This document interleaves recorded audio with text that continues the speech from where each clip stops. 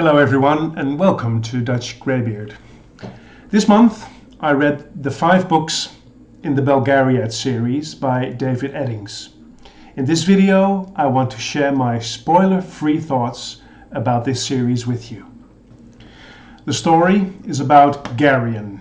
We meet him when he's 9 years old and he grows up on Faldor's farm, where he's raised by his aunt Paul. Of course, Garion is an orphan whose roots are a mystery. In short, the story is about this quest that Garion goes on after he has turned 14 with his aunt and her father, Mr. Wolf. They try to retrieve a magical orb. This has been stolen by a servant of the evil god Torak. The party, that expands with other characters, tries to find the thief, but along the way their goal changes. They eventually retrieve the orb, and from then on they are bound for the ultimate fight with Torak, which will decide the fate of the universe in all eternity to come. Nothing more, nothing less. These books give me a strong young adult vibe. Overall, I very much enjoyed reading them, and I got through them pretty quick. The story is very Tolkien-esque, but I was glad that Eddings did not include elves or dwarves or orcs. He introduces several weird monsters, but they don't really do much story-wise. One of the very Tolkien-esque things, for example, is that the western part of the world is good and the eastern part is evil. I even stumbled upon an almost exact quote from The Lord of the Rings. In the first book, The Fellowship of the Ring, Frodo says to Gandalf about the ring, "I wish it need not have happened in my time." To which Gandalf replies, "So do I, and so do all who live to see such times. But that is not for them to decide. All we have to decide is what to do with the time that is given us." In the third book of the Belgariad, Magician's Gambit, Garion complains, "I wish this had never happened to me." Whereupon Mr. Wolf replies, "We all do sometimes.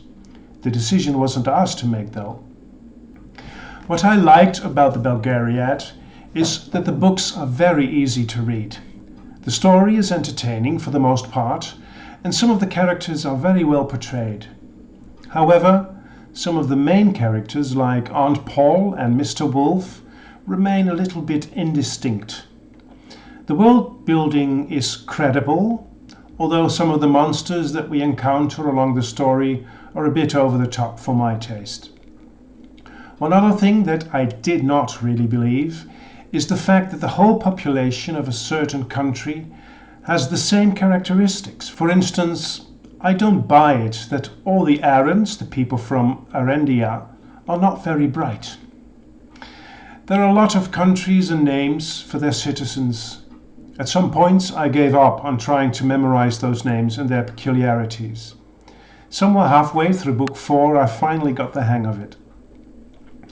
The magic system is not very well explained. You can hardly call it a system, really. It's about the will and the word. And that's basically it. A person with a talent has to will something very strongly, say the appropriate word, and voila, the magic has happened. It doesn't help either that the 2 most powerful sorcerers keep downsizing their own craft. They repeatedly say that it isn't very difficult at all. Many booktubers don't appreciate the prologues of each of this series.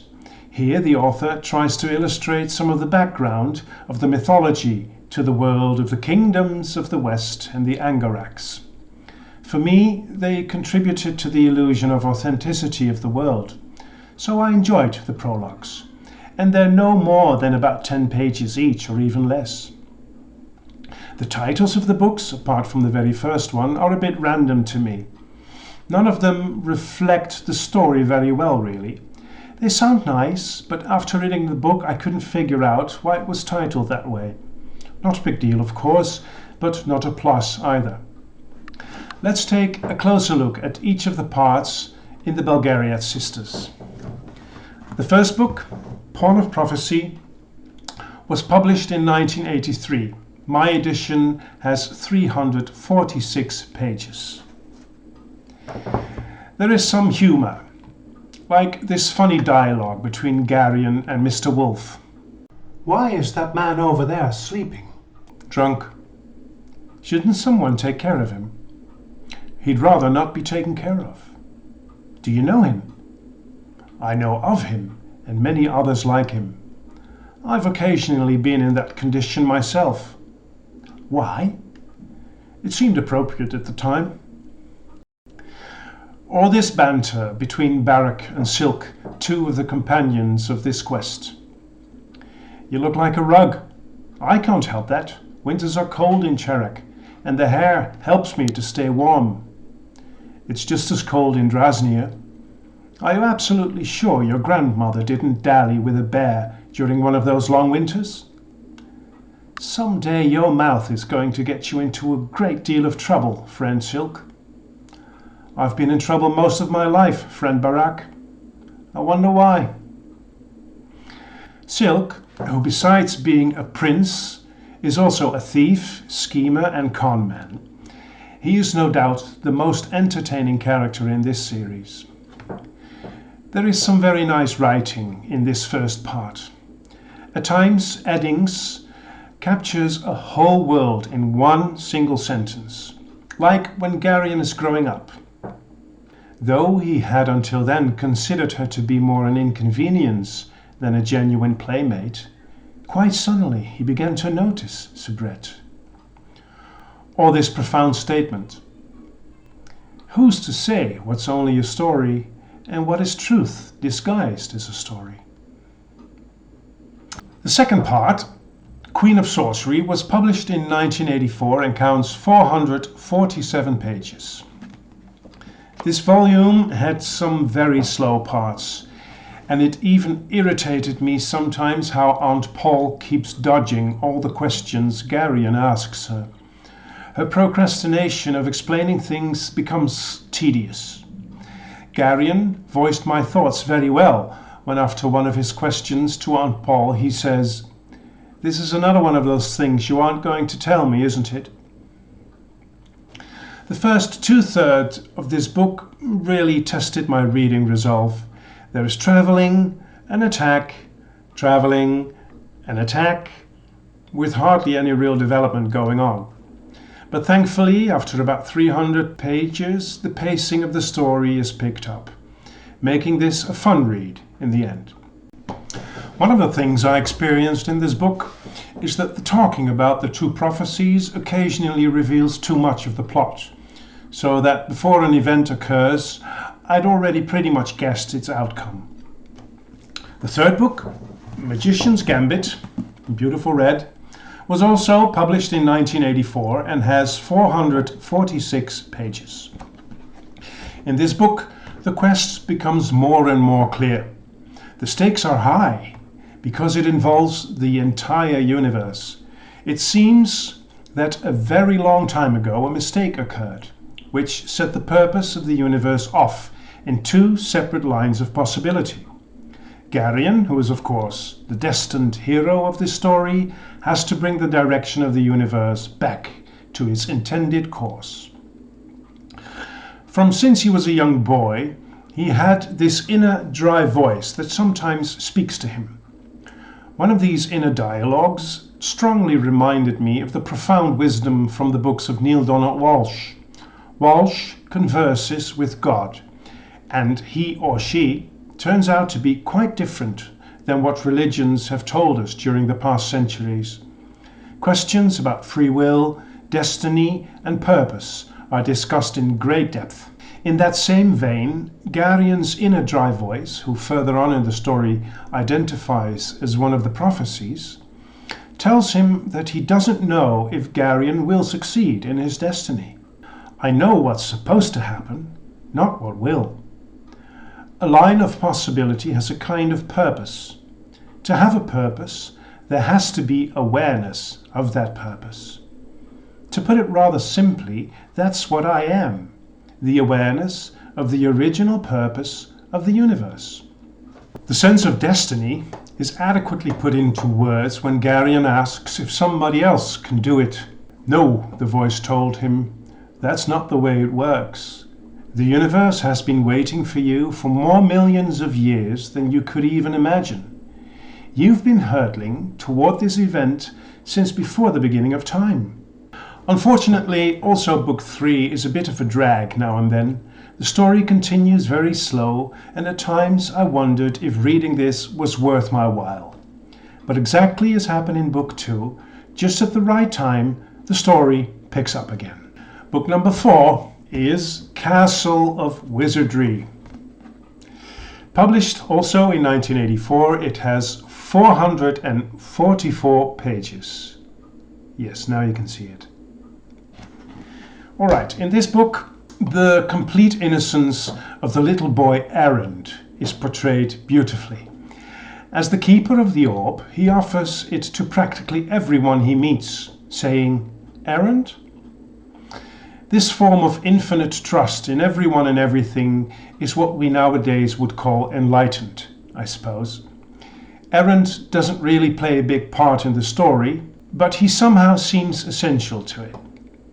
One of the characters says about the boy, "Have you ever noticed that you can't look directly into his eyes for more than a moment or so? He seems to be looking right into your heart." Errand reminded me somewhat of Myron in the Rhaeria Revelations. Another weak part of the series to me is how the bad guys nowhere really stand a chance of winning from the good guys. Certainly in the first 3 parts, every attack, be it by their pursuers or monsters they encounter, the fight is real quick and victory is a given, even when the protagonists are outnumbered. It takes little effort or trouble. To me, the tension could have been a bit more. Also, the war for which Chenedra, the Dryad and princess, assembles a huge army remains a bit unclear. Is it merely meant to be a diversion, so that Garion can complete his mission? Or are there other reasons? Perhaps I haven't read close enough, but this whole forming of an army and its arduous journey toward the enemy, which is told in the last volume, for me didn't really make sense. Perhaps this contributed to the strong feeling of drag when reading the chapters about the march of the army of Chenedra and their final confrontations with the armies of the Murgos and Malorians. It took up way too much space for me. It felt as if the author needed to reach a certain word count. The 5th part is called Enchanter's Endgame. This one is published in 1985 and has 445 pages. Almost the exact same page count as part 2, 3 and 4. As the series progresses, the writing style of David Eddings improves. Starting off as a little blend and pretty much free of embellishment, it continues to be more creative. I'll give you 2 examples. He has been given no choice in the matter, though he found himself wanting to demand of the uncaring sky, "Why me?" Garion, not wanting to be the chosen one, is a recurring theme throughout the books. But here, him demanding to know of the uncaring sky gives it more depth. The explanation about the nature of prophecies is also very well written. Why go to all the trouble of saying things that nobody's able to understand? Because it is necessary to say it. The word determines the event. The word puts limits on the event and shapes it. Without the word, the event is merely a random happening. That's the whole purpose of what you call prophecy, to separate the significant from the random. The background of some of the minor characters is at times not very convincing. This occurred to me when one of the kings, Chohag, during the battle scenes, all of a sudden appears to be a very skilled swordsman. It is not explained anywhere other than King Chohag's saber arm was the fastest in Belgariad. How convenient. When I compare this hastily put together swordsmanship to the way Michael J. Sullivan explains where Hadrian's skills with a sword originate from, I have to conclude that Eddings can be a lazy writer. Even though I think I found one of the gems that Robert Jordan later on put to very good use in his Wheel of Time. If there were such things as beginnings, this was a beginning. The ending, although satisfying, was hardly surprising. All ended more or less in the way I'd expected it would, thanks to a nice, deeper twist than simply slaying the bad god. It was a good ending. It is as though the author in some instances didn't bother to put more effort into giving a character a more credible background, while at other moments he can write the most beautiful prose. These ups and downs make that this series as a whole is not one of my favorites. But then again, I haven't read that many fantasy series up to this point, so I'm grateful for this experience. I definitely enjoyed to immerse myself into this world of Garion and his quest. Perhaps I've been a bit too harsh in my critique, but it was honest. So, enjoyable reads, and now looking forward to grown-up books in the genre. Thank you very much for watching this video, and if you like this video, please hit the like button, and to subscribe, please hit the subscribe button. Until we meet again at Dutch Greybeard.